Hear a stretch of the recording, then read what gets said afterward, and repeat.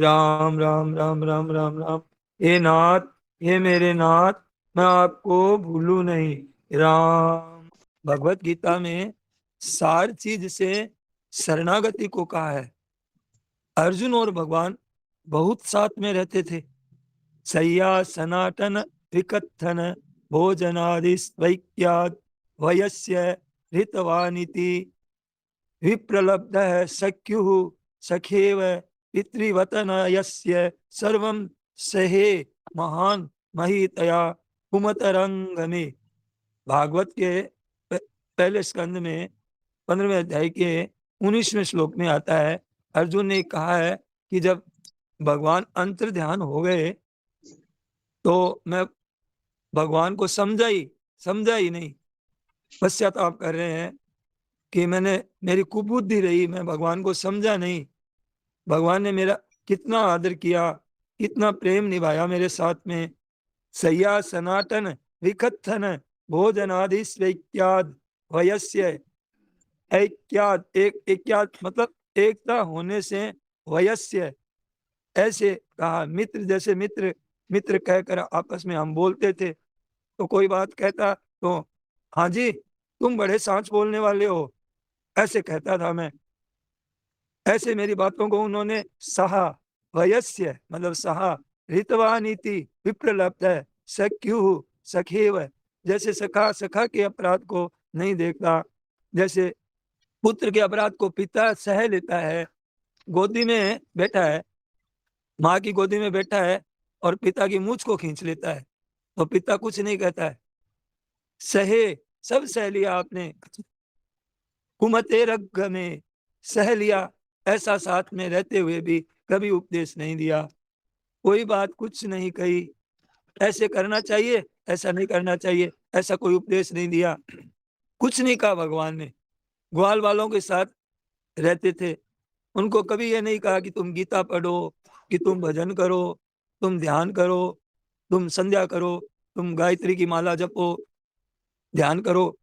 ऐसा कोई बात नहीं कही। खेलते कूदते यूं ही कुश्ती करते। तो फिर गीता क्यों कही, ये समझ में नहीं आ रही है। तो फिर गीता क्यों कही?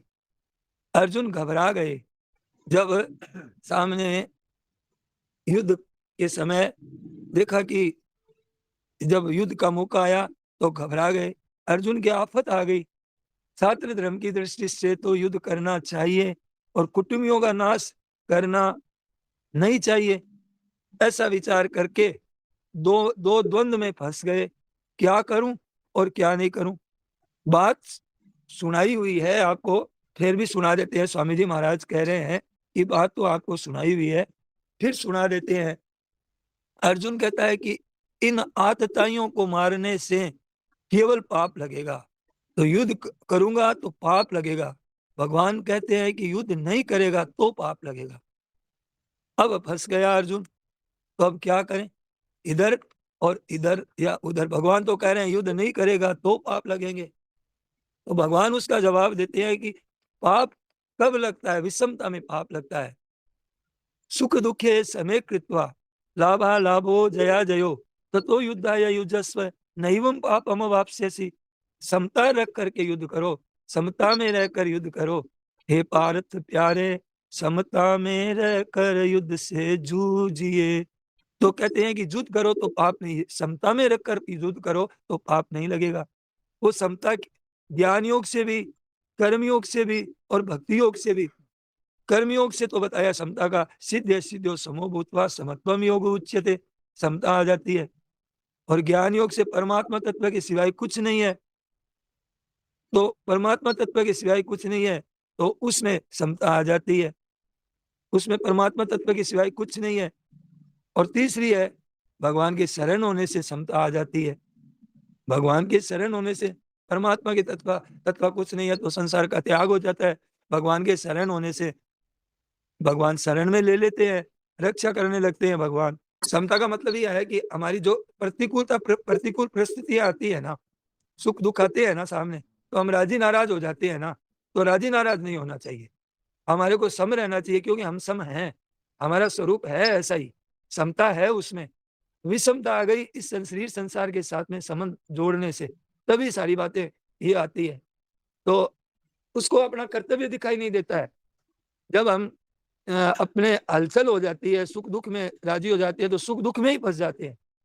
सुख आ गया तो राजी हो गए, दुख आ गया तो नाराज हो गए, तो इसमें फंस करके ऊंचा नहीं उठ सकते हम, इसमें घुल मिल जाते हैं। और एक शरणागत भगवान के शरण हो गए तो भी समता आ जाती है कि भगवान के शरण हो गए सर्वथा एकदम। तो भगवान तो उसमें भी समता की बात बताई। तो अर्जुन ने क्या कहा, योगस्थ है कुरु कर्म, भगवान ने क्या कहा, योगस्थ है कुरु कर्माणि, योग में स्थित होकर। तो मतलब है कि तेरा सामने देख, तेरे की क्या कर्तव्य क्या है तेरा, अर्जुन से कह रहे। तो कर्तव्य तू देख ले, तू कर्तव्य नहीं देख रहा है, कर्तव्य से च्युत हो रहा है तू।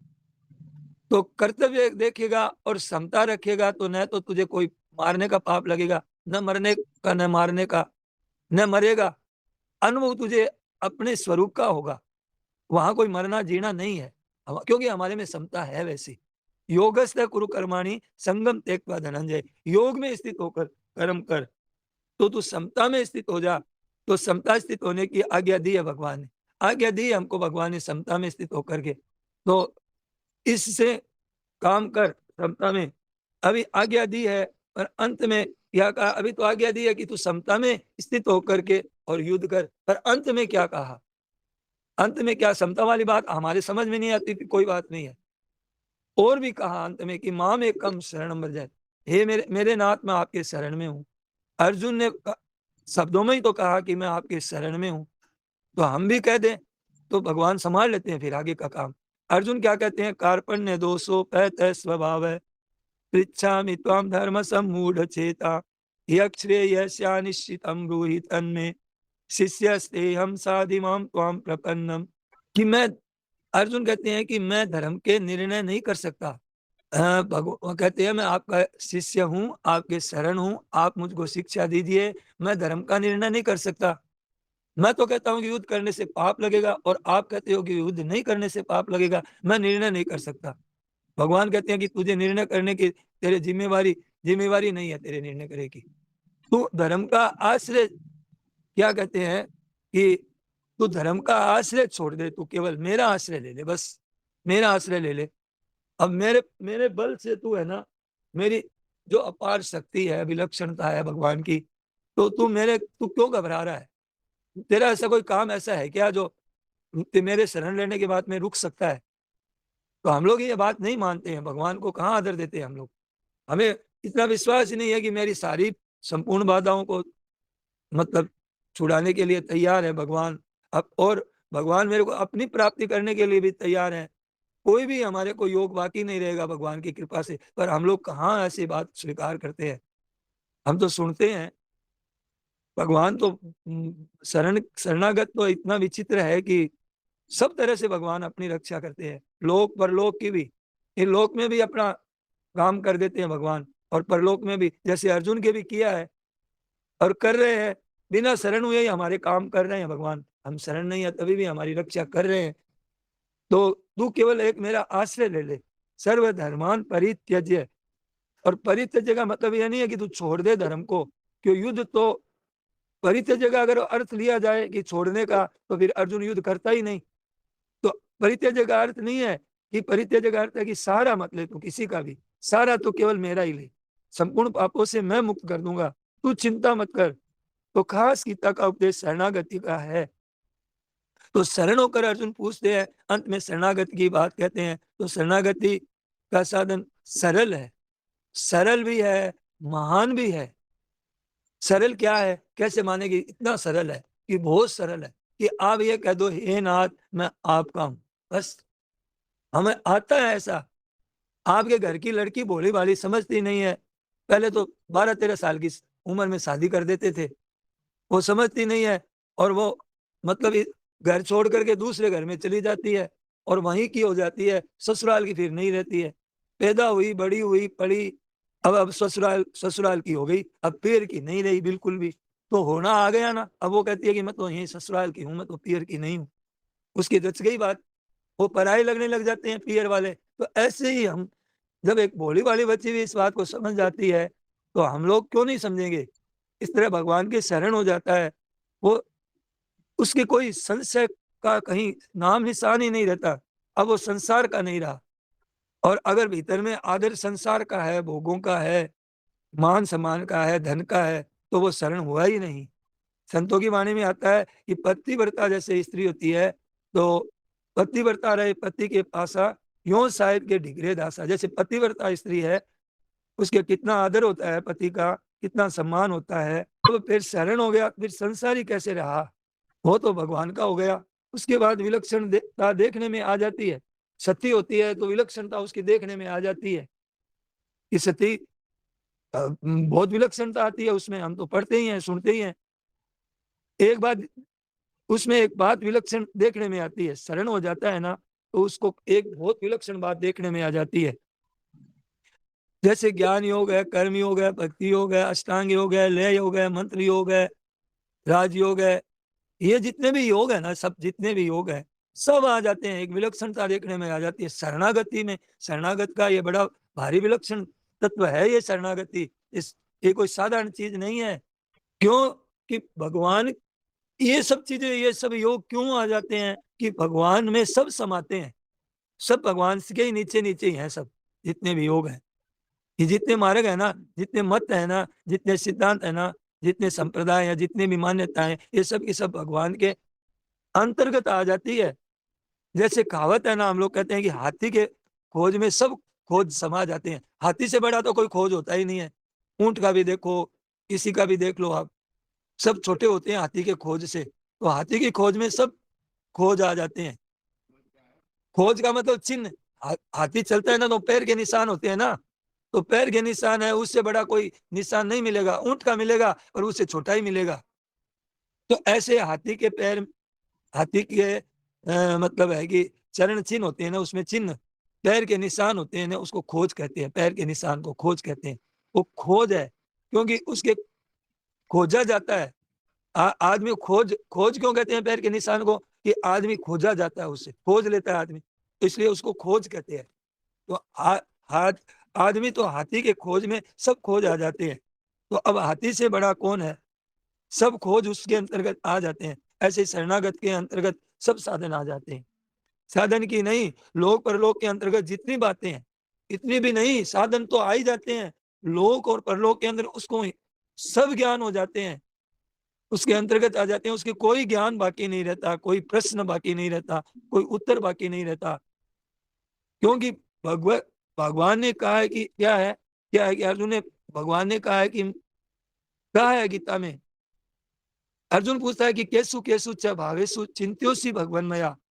मैं कहाँ कहाँ आपका चिंतन करूं, तो मैं कहाँ कहाँ आपको चिंतन करूं? तो भगवान ने अपनी विभूतियां बताई और फिर कहा कि ज्ञानेन, तेरे लिए क्या है, अथवा बहुने तेन किम ज्ञातेन तवार्जुन। अरे तू ये बातें कर रहा है, किम ज्ञातेन तवार्जुन विष्टप्यामिदम कृष्ण में कांसिन स्थितो जगत।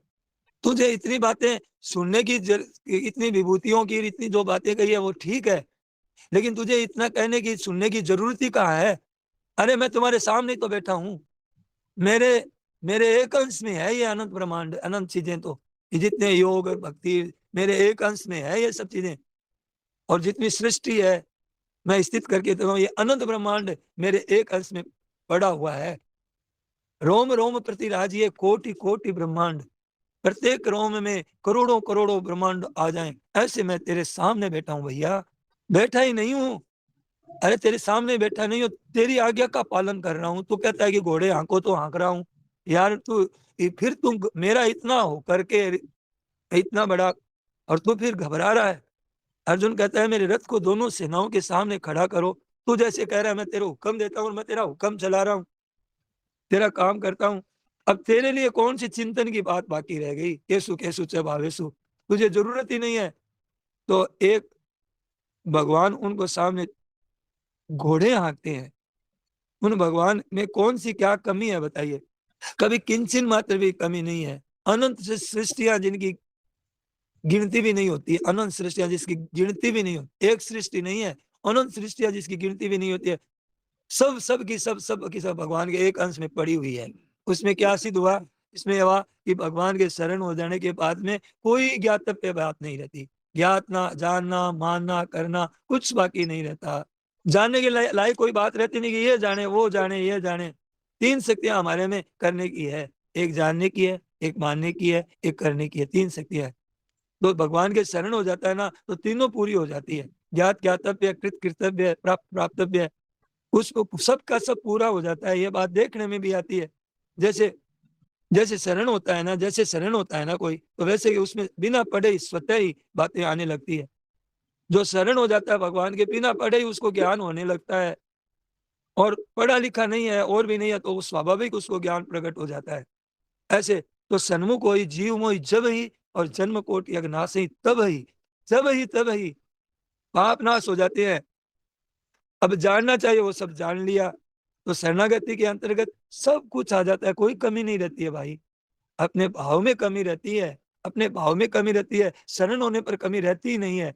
ऐसे तो मात्र जीव ने भगवान को अपनी तरफ से तो शरण ले रखा है, सब मम प्रिय सब मम उपजाए। पर जब सन्मुख हो तो कुछ भी बाकी नहीं रहता, शरणागत के लिए कोई साधन बाकी नहीं है।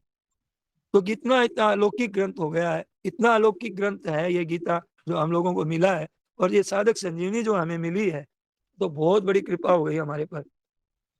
विश्व मात्र के लिए अलौकिक ग्रंथ है ये, महाराज जी कह रहे हैं, जिसमें हिंदू तो मानते हैं, ईसाई भी मानते हैं, और धर्म वाले भी मानते हैं। गीता का आदर तो मुसलमान भी करते हैं, पारसी बौद्ध सब गीता का आदर करते हैं। यहूदियों में भी गीता का, मैं जानता नहीं, महाराज जी ने कहा, पर इतना परिचित नहीं है, परंतु गीता का आदर सब करते हैं। विश्व वंदनीय है ये गीता, भगवत गीता। क्या कारण है? कारण यह है कि भगवान के शरण हो गया, शरण हो गया, करिष्य वचनम तव। सज्जनों, इतना बड़ी बात है कि करिष्य वचनम तव, तब सज्जनों बात बड़ी सीधी सरल है, आपकी आज्ञा का पालन करूंगा। अब क्या है? आज्ञा का पालन करूंगा, आप जो कहोगे वह करूंगा, ये है सबसे बड़ी बात। आप जो कहोगे वो करूंगा, मैं आपके शरण में हूं। कोई हमें ऐसा, कोई बेटा कहता है बाप से कि आप कहोगे वैसा करूंगा, तो पिता राजी होता है। ऐसे भगवान हमारे से राजी होते हैं। ये करिष्य वचनम तव, आप जो कहोगे प्रभु मैं वो ही करूंगा। इसमें सब चीजें आ जाती है, भारी शक्ति है इसमें, बहुत बड़ी शक्ति है। शरण होने में बहुत शक्ति है, शरण्य की पूरी ताकत आप में आ जाएगी। और मैं तो बहुत बार कहता हूँ, महाराज जी कहते हैं कि मैं बहुत बार कहता हूँ, इतनी सरल बात है ही नहीं कि हे नाथ मैं आपका हूँ। अब इसमें कौन सा क्या है, कौन सा जोर आया? हे नाथ मैं आपका हूँ, केवल वाणी से कह दो। महाराज जी तो कहते हैं कि केवल वाणी से कह दो, शरीर से दंडवत कर लो, हे नाथ मैं आपका हूँ, और दंडवत कर लो, और मन से स्वीकार कर लो कि हे नाथ मैं आपका हूँ। तो ये इतनी सुगम है, इतनी सुगम है, इतनी सुगम है। अरे आपके घर की भोली भाली लड़की जो पढ़ी लिखी नहीं, बिल्कुल सीधी सादी, कुछ जानती नहीं बेचारी, वो भी ससुराल की हो जाती है लड़कियां, तो वो उस कुटुंब की बन जाती है, उनका एक सदस्य बन जाती है। तो उसको याद ही नहीं रहता है कि मैं कई बात कई वर्षों बाद कहता है, पोते पड़पोते हो जाते तो उसको याद ही नहीं रहता है। जब उसकी पड़पोते की बहू ऐसी आ जाती है नालायक, तो वो लड़ाई झगड़ा करती है। तो वो दादी कहती है कि घर खोयो पराई जाई, पराई जाई ने हमारा घर खो दिया। तो दादी जी से पूछो कि आप तो घर जाई है क्या? पर दादी जी भूल गए, याद ही नहीं है कि मैं पराई जाई हूँ। तो वो तो कहती है कि जब ये बेटा और पोता और ये सब घर मकान और धन और सब कुछ ये तो मेरा ही है, यही यही परिवार मेरा है। और पता नहीं है, तू भी ब्याह के आई थी जब 10-12 साल की थी, उस समय 12 साल 10 साल के ब्याह होता तो पड़पोते भी हो जाते थे। है एकदम मौज से रहती है। दादी जी भूल ही गई कि मैं भी पराई जाई हूँ क्या। और वो कहती है कि ये नालायक लड़की आ गई, कहना नहीं मानती है। और मतलब, तो कहती है कि घर खोयो पराई जाई। तो माँ जी थे कौन सा ही घर के जाए हो, आप ही तो आए थे कभी ब्याह शादी करके। तो बनावटी में तो बनावटी में भी इतनी बात है, वो इतनी हो जाती है जो असली नहीं है और नहीं होती है दादी तो। और भगवान के तो हम सदा से अनादिकाल से हैं, केवल मेरा ही अंश है, भगवान कहते हैं अनादिकाल से। ममई वांसो जीव लोक, ये जीव भूत सनातन है, अनादिकाल से हम भगवान के हैं। तो ये क्या है? ये शरण हो जाए तो कितनी विचित्र बात हो जाए, बताइए। उसको कोई योग ज्ञान बाकी कुछ रहेगा ही नहीं, लोक परलोक की सारा ज्ञान हो जाएगा। केवल इतनी सी बात है, हे नाथ मैं आपका हूं, इतनी बात है। एक सज्जन मिले थे, उनका नाम था लोचन राम जी अग्रवाल। लोचन राम जी अग्रवाल है, तो उन्होंने मेरे को ये बात मैंने बहुत बार भी कही है और फिर भी कहते हैं। अब उनका शरीर नहीं है लोचन राम जी का, अब तो महाराज जी का भी शरीर तो महाराज जी का भी नहीं है, तो हम लोग का कौन सा रहेगा। तो ऐसे देखिए कि ये बात कौन सी है लोचन राम जी वाली। वो क्या है कि सत्संग करने वालों को गोविंद भवन के पास ही रहते थे कलकत्ता में, तो वहां पे कोई सत्संग करने वालों को कहते हैं कि ये आदमी निकमे है, एकदम से इनके कोई काम है नहीं, और निकमा समय बर्बाद करते हैं, और कहने वाले और सुनने वाले दोनों ही निकमे हैं। अरे कुछ रुपया पैदा करते हैं, पैसे कमावे तो कोई काम तो आता, निकमा समय बर्बाद करते हैं, वो ऐसे निंदा किया करता था लोचन राम जी। तो क्या एक बार क्या हुआ कि मैं घूमने के लिए नवद्वीप है कलकत्ता के पास में, वहां गया, कीर्तन होता था, वहां गया। वहां एक भजना आश्रम है मारवाड़ियों का, मारवाड़ियों का भजना आश्रम है, तो प्राय मारवाड़ी लोग वहीं जाते ठहरते हैं। तो मैं भी वहीं ठहर गया भजना आश्रम में। तो तो एक वहां क्या बंगाली लोगों में क्या होता है कि एक माई होती है, वो खड़ी होकर के और कीर्तन करती है और बीच बीच में उपदेश भी देती है। तो वो खड़ी होकर के, वो मैं खड़ा था, मैं दरवाजे पे पास में खड़ा सुन रहा था। तो वो कह रही थी, शक्रदेव प्रपन्नाय तां स्मृति च याचते अभयम सर्वभूतेभ्यो। भगवान कहते हैं कि मेरे शरण कोई आ गए, कोई मेरी शरण आ गया कि ये कहता है कि हे नाथ मैं आपका हूं, ऐसा मेरे को कहता है। तवास याचते, तो मैं आपकी शरण हूं महाराज, मैं आपका हूं, हे नाथ मैं आपका हूं, तो मैं सब तरह से उसकी रक्षा कर देता हूं। ये मेरा प्रण है, ये मेरी प्रतिज्ञा है, ये मेरा नियम है, ये मेरी एक ऐसा कोई मेरे को पुकारता है, ऐसे कोई शरण होकर के अनन्य भाव से, तो ये नियम है। तो विलक्षण बात है कि इतना कहने मात्र से सब हो जाए, तो ये कितनी सरल और सरल से सरल बात है, इससे सरल बात और कितनी विलक्षण भी बात है। वो कहते थे कि शर्म आती थी मुझे, अब मैं क्या कहूँ, ये माता जी कह रही है कि भगवान से कह दो हे नाथ मैं आपका हूँ, तो मुझे तो ऐसे तो सबके सामने तो कहने में शर्म आती है। तो उन्होंने क्या किया कि बाहर गए और ठाकुर जी का एक सुंदर सा चित्र ले आए भगवान का, और धीरे से ला करके और दरवाजा बंद कर लिया, और एक ऊपर प्रकाश के लिए खिड़की खुली हुई थी, प्रकाश आ रहा था, कोई देख नहीं रहा था, और दरवाजा तो कर लिया बंद। और एक ही बार तो कहा है कि एक बार कहने के लिए तो मैं एक बार तो मैं कह ही देता हूँ। तो उन्होंने क्या किया कि ऊपर हाथ करके हे नाथ मैं आपका हूं, और फिर क्या भगवान को वो दंडवत प्रणाम कर लिया। और वो क्या है कि फिर मेरे कुछ याद ही नहीं, कोई बात ही याद नहीं है मेरे को, कोई बात याद नहीं रही, जरा भी कोई ध्यान नहीं। तो वहां से फिर मैं कलकत्ता आ गया। तो कलकत्ता लोग सत्संग में जाते ही थे, मैंने एक बार देखा कि चलो ये आदमी जाते हैं वहां, सेठ जी श्री जयदयाल जी और स्वामी जी महाराज का सत्संग होता ही था। तो बोले देख के आता हूँ कि क्या है, क्या तमाशा है, देखने में तो क्या लगता है। तो मैं भी चला गया, क्या फायदा होता है। तो गया तो मुझे सत्संग बहुत अच्छा लगा, सत्संग में जाना, फिर मेरे को मन में आया सत्संग में जाना लगा, और इतना अच्छा लगा कि फिर वहीं पे मैंने काम करना भी शुरू कर दिया, नौकरी करना शुरू कर दिया, और फिर गोविंद भवन में ही रहने लग गया मैं। तो फिर मेरे को याद आया कि मेरे में ऐसा कैसे भाव बदल गया। मैंने जप किया, ना मैंने कोई ध्यान किया, ना मैंने कोई तपस्या की, ना मैंने केवल मैंने कह ही तो दिया था, एक बार कहा था हे नाथ मैं आपका हूं, कहने मात्र से इतना सरल साधन है, इतना सरल साधन है, बताओ। उस दिन कहने के बाद में मैं भगवान का हो गया। जैसे लड़की सपने में भी नहीं जानती है कि मैं कुंवारी हूं, मेरा विवाह नहीं हुआ, इतना दृढ़ हो जाता है उसका भाव। तो फिर कहना ही क्या है। तो केवल कहने मात्र का इतना मतलब बदल गई बात, तो इतनी विचित्र बात है, तो बहुत सरल है शरणागति सबके लिए। कोई हो, चाहे ब्राह्मण हो, क्षत्रिय हो, वैश्य हो, शूद्र हो, स्त्रियां हो, पढ़ा लिखा हो, अपढ़ हो, दुराचारी हो, सदाचारी हो, सदगुणी हो, दुर्गुणी हो, ईसाई हो, मुसलमान हो, यहूदी हो, कोई जाति का हो, अच्छा हो, मंदा हो, बीमार हो, स्वस्थ हो, बालक हो, बूढ़ा हो, किसी भी हालत में हो, किसी भी हालत में हो, किसी व्यवस्था में हो, सबके लिए यह शरणागति खुली है। कोई क्यों ना हो, इतना खुला और बढ़िया और सबसे ऊंचा, सबसे श्रेष्ठ, सबसे तरह से योग्य। और अब ये देखिए सब तरह की योग्यता आ जाती है उसमें, बिना पढ़े लिखे ही। शरणागति में इतनी विलक्षणता है कि उसमें एक वादा है बस, जो अपने में जो करने का जो अभिमान है कि मैं कुछ कर सकता हूं, मैं जानता हूं, मैं जानकार हूं, मेरे को बहुत बातें आती है, ये अभिमान शरण नहीं होने देता। आपका अभिमान है कि मैं कैसे हो जाऊं ऐसे, मैं तो ऐसे कर सकता हूँ, ये सब बातें तो मैं जानता हूँ, तुम लोग जो बातें कहते हो ये लोग तो मैं सब बातें जानता हूँ, हमें सब बातों का ज्ञान, हमने सब देखा है। तो ये है जो अभिमान है ना कि हम जानकार हैं, तो ये अभिमान आपको शरण में नहीं होने देगा। ये अभिमान बाधक है, ये जो मैं पढ़ा है ना, मैं पढ़ा, इसका अभिमान होता है ना, तो ये अभिमान बहुत भयंकर है। ये भगवान अभिमान मिटाने के लिए ज्ञान योग, कर्म योग और भक्ति योग, तीनों में अभिमान मिटाने की बात कहते हैं। तीन साधन है, ज्ञान योग, कर्म योग, भक्ति योग। तो ज्ञान योग में अहंकार क्या मिट जाता है, अहंकार मिट जाता है, अहंकार का नाश हो जाता है। अहंकारम बलम दर्पम कामम क्रोधम परिग्रहम विमुच्य निर्मम शांतो ब्रह्म भूयाय कल्पते। कर्मयोग में पहले ममता का त्याग हो जाता है। वियाय कामान्य सर्वान पुमान सरति निष्क्रिय निर्ममो निरहंकार है शांति मधिगच्छति।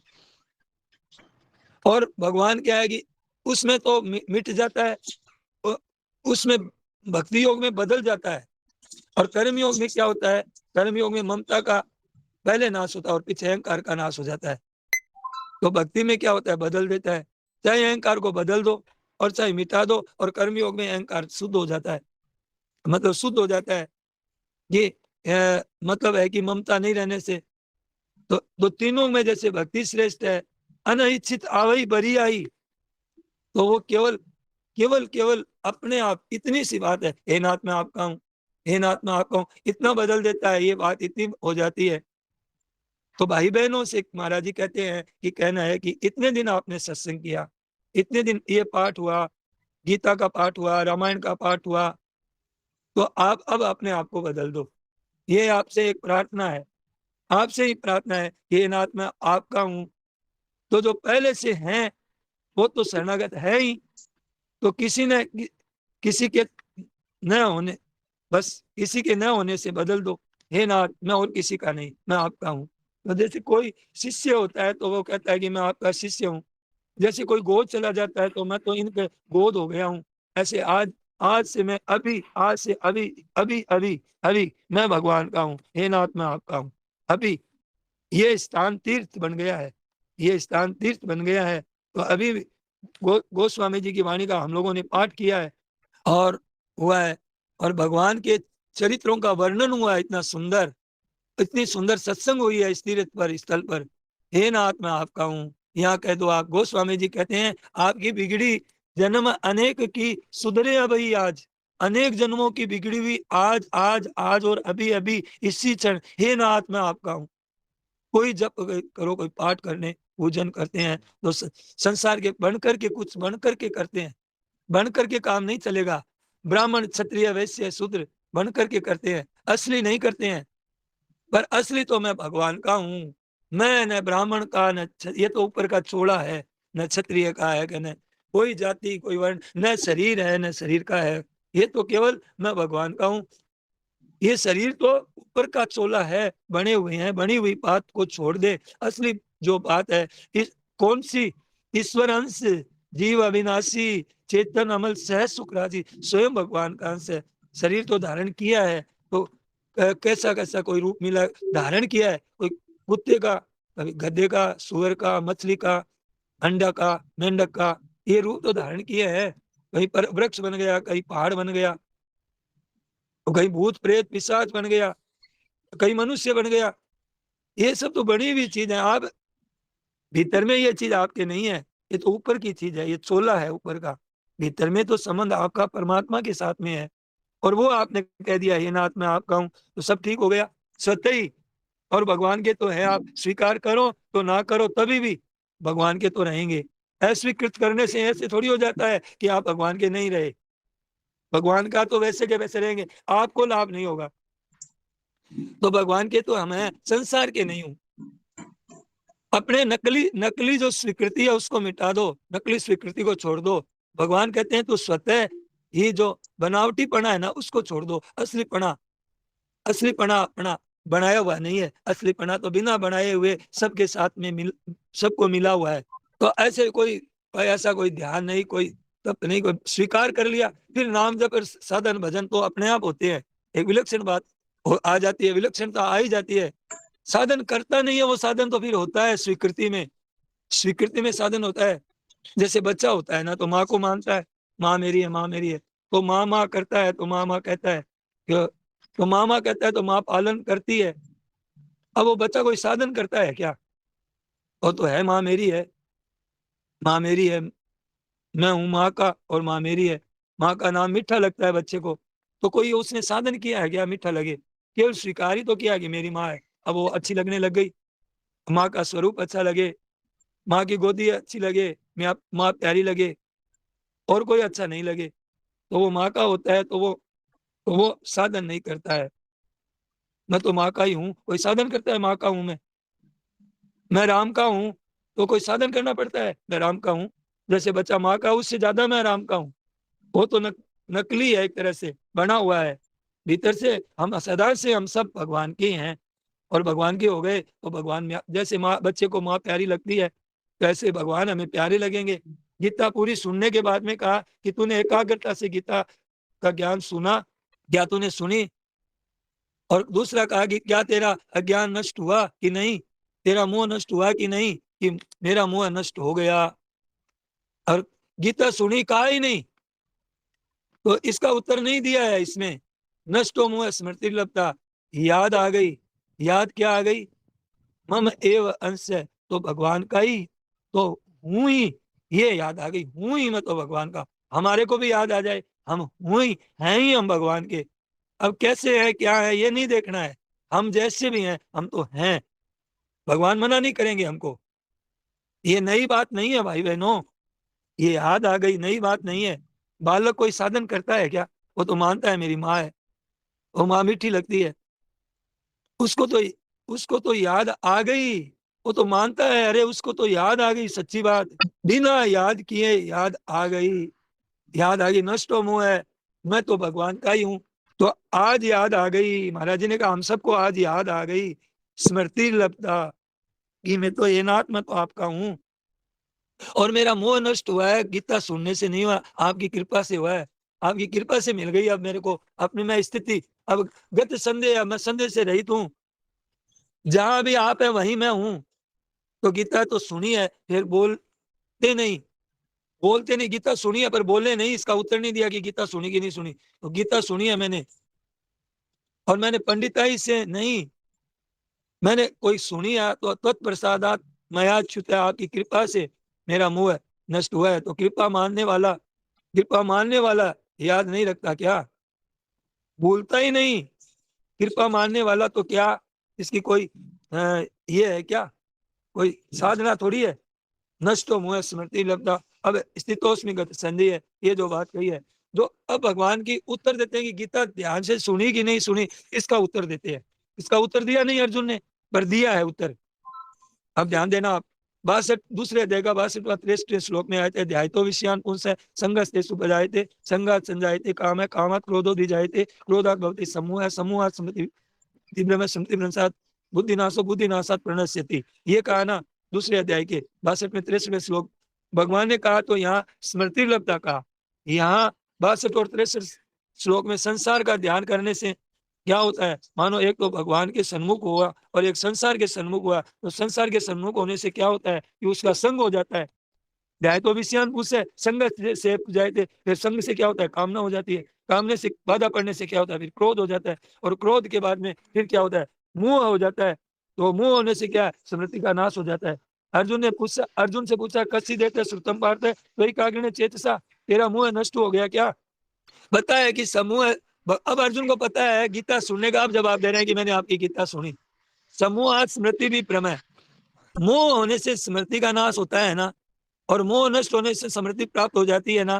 तो भगवान ने ये कहा है ना कि 62वें श्लोक में 63वें श्लोक में कि मोह होने से स्मृति का नाश हो जाता है, समूह स्मृति भी प्रमेय, और मोह नष्ट होने से क्या होता है, स्मृति आ गई, स्मृति में स्मृति नाश, स्मृति बुद्धि नाशो प्रणश्यति, स्मृति प्राप्त हो गई। तो अब क्या कहते हैं, तो बुद्धि नाश से तो क्या होता है, पतन हो जाता है, और बुद्धि के नाश नहीं होने से पतन नहीं होता है। अब कहते हैं कि बुद्धि नाश की जगह क्या हो गया, अब कि मेरे बुद्धि में अब संदेह नहीं रहा प्रभु, अब क्या करना है, करी से वचनम तब है। और गत संदेह, मेरे संदेह दूर हो गया, ये बुद्धि आ गई, बुद्धि नाश हो।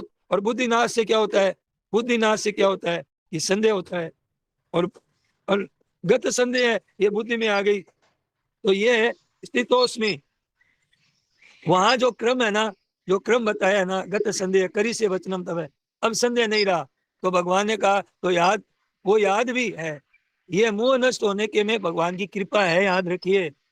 तो सज्जनों, भाई बहनों, हम सब बैठे हैं ना, मैं और आप सब कुछ की, हमने ऐसा विचार किया था क्या, ये कलकत्ते में ऐसे समारोह हो जाएंगे, ऐसे हमने कल्पना की थी क्या?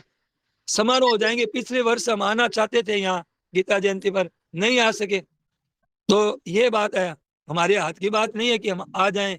तो ये भगवान का बनाया हुआ है कि हमने ऐसा सत्संग होगा, ऐसी बातें करेंगे, ऐसे भगवान की बातें आएगी, प्रकट होगी। तो हमने ऐसा विचार किया था क्या?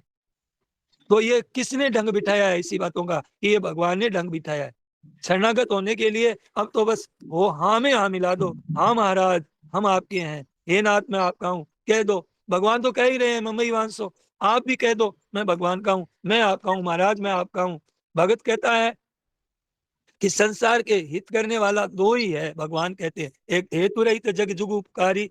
एक तो भगत कह रहे हैं कि ईश्वर अंश जीव अविनाशी, और भगवान कह रहे हैं ममई वांसो जीव लोके। अब भूल मिट गई, मैं भगवान का हूं। तो भूल क्या है कि मैं ब्राह्मण हूं, मैं शूद्र हूं, ये भूल है, ये भूल है, ये भूल थी, ये सब भूल मिट गई। असली क्या चीज है, हम असली हम भगवान के हैं, ये भगवान का अंश है। मैं भगवान का हूँ, भगवान मेरे है। आज से ही याद आ गई कि मैं भगवान का हूँ, ओहो मैं तो भूला हुआ था, मैं तो संसार का नहीं हूँ, ये तो बदलता है, मैं तो रहने वाला मैं भगवान का ही हूँ। अब कहते हैं करी से वचनम तब है, अब मैं भगवान की आज्ञा का पालन करूंगा, इतना बाकी रहा। तो ये सार बात है, गीता की सार बात है।